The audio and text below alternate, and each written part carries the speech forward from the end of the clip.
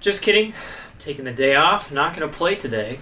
I still got a video, don't worry. It's going to be nice and long. We're going to talk about a serious topic. Reminder, if you want a lesson with me and we can talk about these things, check the link in the description below and you can get a lesson. Moving on. Let's talk about bad chop days. So somebody asked a question on Trombone Chat the other day. How do you deal with bad chop days? I actually think I've made a video in this vein sometime recently, but I don't really care. I'm going to make it again. And it's actually pretty serious. So let's talk about bad chop days, right? We've all dealt with those days where your face just doesn't want to work. It feels like wood, or it's super scabbed up, or it's sunburned, or you can't flex between notes. I mean, there's a lot of things that can go wrong, right? It's almost harder to have a good feeling day than a bad feeling day. Up to a certain point. We'll talk about that in a second.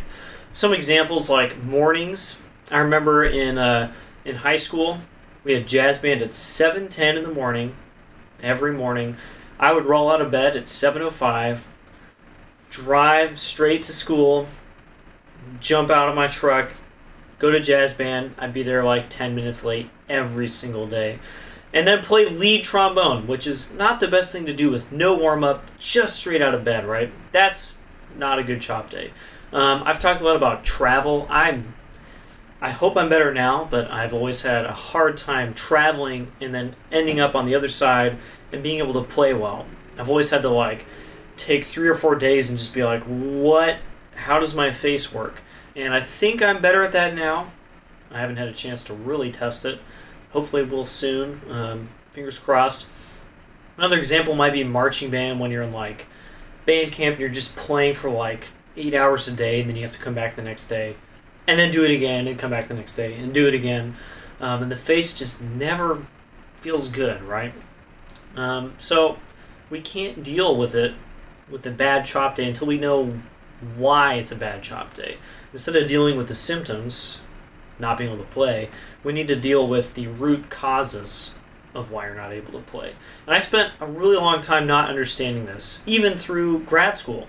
I would go on bowl game trips with the UCLA marching band as an instructor, and I would pick up one of my trombone section's horns, and I would just not be able to play, literally just trying so hard to make things happen. And I was just like, why can I not play right now? I'm getting a master's degree in bass trombone performance, and I can't play this bass trombone. And I have a much better understanding now of why that was the case. And hopefully you guys will too. So the first thing we need to understand is the physiology, right, of all of this stuff. The chops, the little things we use right here in this area, are muscles. And anything that we talk about today about these muscles, you can apply to any other muscle, right? So if you lifted for 8 hours a day and then went out and got this super sunburn and then went back the next day and tried to lift another 8 hours, it's not going to feel very good, right? You can probably still do it, but it's going to feel awful and really painful, and you're probably going to get blisters and stuff. Guess what? These are the same thing, except that they're tiny. They're really small muscles, and they don't have anywhere near the endurance or flexibility of these kind of big things that we have that make up our body, right? Muscles require good blood flow. They need stuff going through them, or they don't work. If there's no real good circulation, then they don't do anything. It's just having meat on your face that's just sitting there. They can be fatigued and sore, right? You can lift for 8 hours a day. You're probably going to be really fatigued and really sore the next day. These muscles are the same way. You just don't feel it in quite the same way because they're so small. You can. I've definitely been there, but it's not going to feel exactly the same as doing a really intense workout section the next day. You're just like, oh wow, I can't even move. So it's important to realize that all this stuff here is musculature and that they're very small and easy to mismanage, right? So let's go over, what do I have? 1, 2, 3, 4, 5, 6 kind of reasons and solutions for having bad chop days. And at the end, we'll talk about how you respond to those solutions. But let's talk about the solutions first. Number one is hydration. This is almost always the root cause of a bad chop day.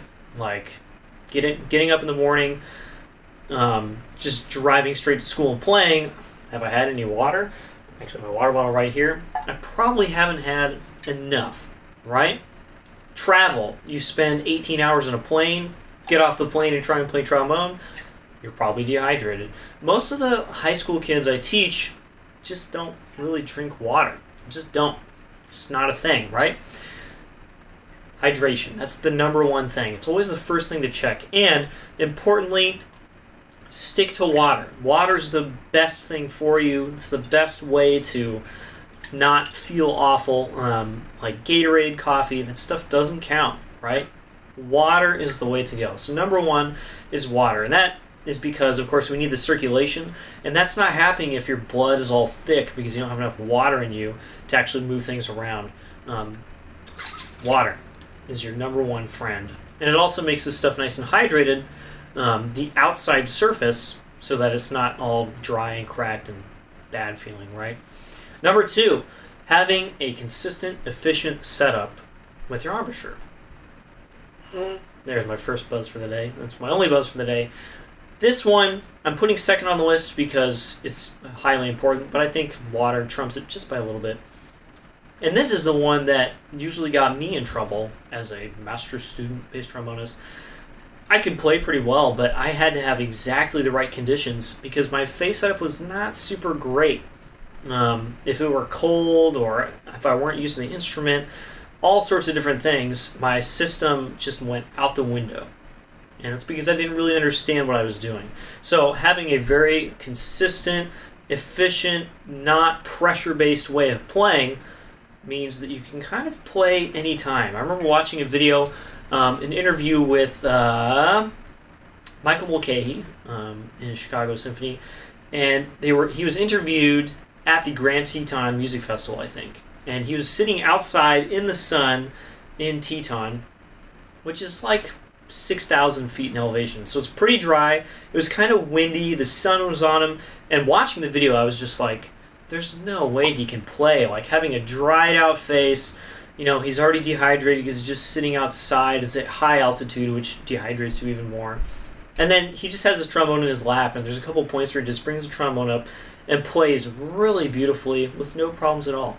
And at the time, I was just like, that's impossible. How do you do that?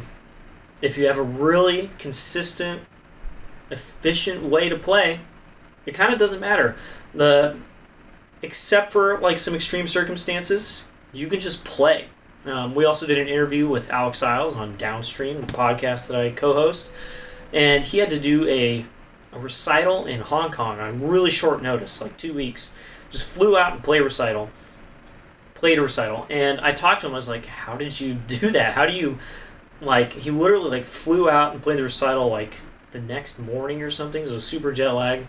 And I was just thinking, I wouldn't be able to do that. I wouldn't be able to even, play a B-flat scale with a good sound. And he's a good enough player that he can just do that. He falls back on his good habits and just does what he does. So that's my second most important one. Water, I think, is usually the first thing to check.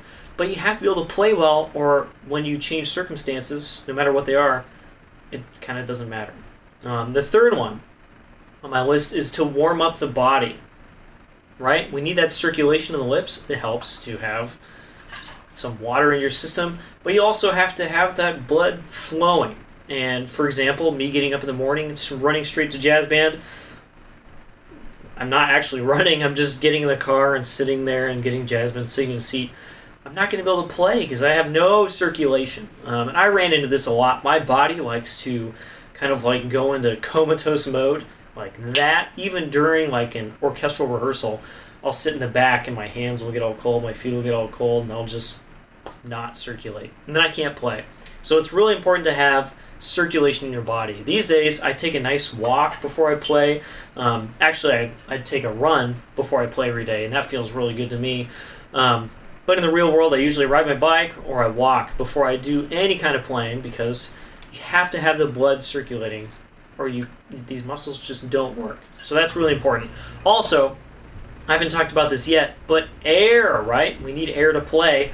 And without getting the lungs moving, kind of moving the gunk out of the way and stuff, you won't be able to use your air at maximum efficiency.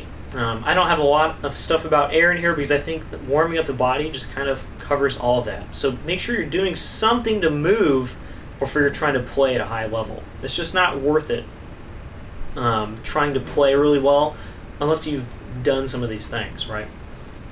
The fourth thing on here is sleep. I put it so far down because you can kind of trump some like the sleep problem with a lot of these other things. If you got 2 hours of sleep, but you're really hydrated, you already play really well, and you warmed up your body, you're probably going to play okay. But sleep is also really important. Don't try and play really well on like 4 hours of sleep a night because you just can't. Your body needs that rest to get things back in working condition again, especially if you're playing a lot. The one after that is don't overplay. And of course this happens in marching band, but not just in marching band. This can happen in all sorts of other settings. I was running into this same problem more recently where I was just kind of playing like 4 hours a day, kind of too loud and just for too long. And my chops never had a chance to recover, and I was just kept doing that over and over and over again. And so they eventually just kind of change to only play in that way. And they're just tired and sore all the time, and I can't do certain things. So avoid that by playing with better habits, metering out your practice, just the usual stuff that we say all the time. But overplaying is going to lead to these kind of bad chop days more often than not.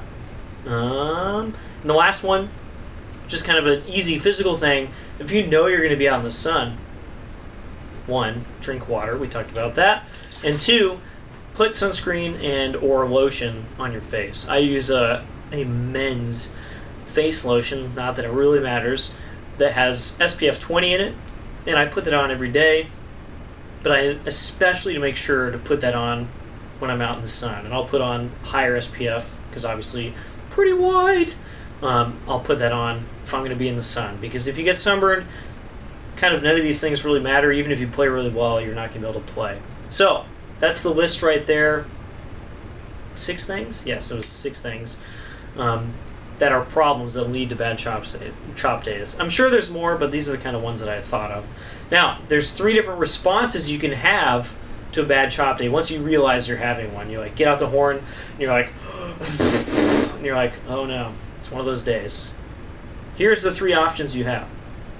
First option is accept defeat and be like, oh, I'm really dehydrated. I played too much yesterday. I got 4 hours of sleep. And you just put the horn away and you're done. Some days that's the right response, and that's okay because our bodies do need rest.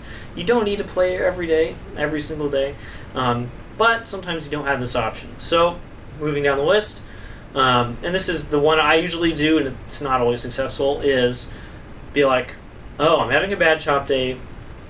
Let's figure this out, slow things down, take it back to basics, and I'm going to start playing well. And usually I'll just be like, all right, set, breathe, play. Relax the center of the chops, use the corners, good air.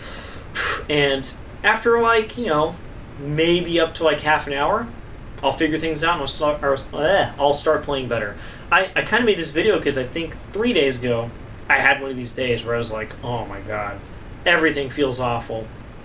And so I turned everything way down, started playing soft, dialed things in, and actually the rest of the day was great. So it is possible to come back, you just need to know how to do that. That's what the above kind of like solutions or reasons, they give you that information, right? And then the third option is the option that I've usually taken in the past when I didn't have the knowledge that I do now, is just kind of futz around and accomplish nothing at all, right? You just kind of go, and just have a bad chop day, bad practice day, and usually that leads to more bad chop days. So I don't recommend solution 3. Sometimes the first option, just put the horn away, call it quits, go play some video games. That's fine.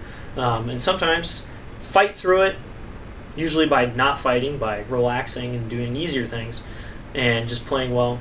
Or don't do anything well and just have more bad chop days. So there you go. That's my my spiel on bad chop days. Hopefully you guys learned something and you can apply this to your own practice. And I'm going to take the rest of the day off.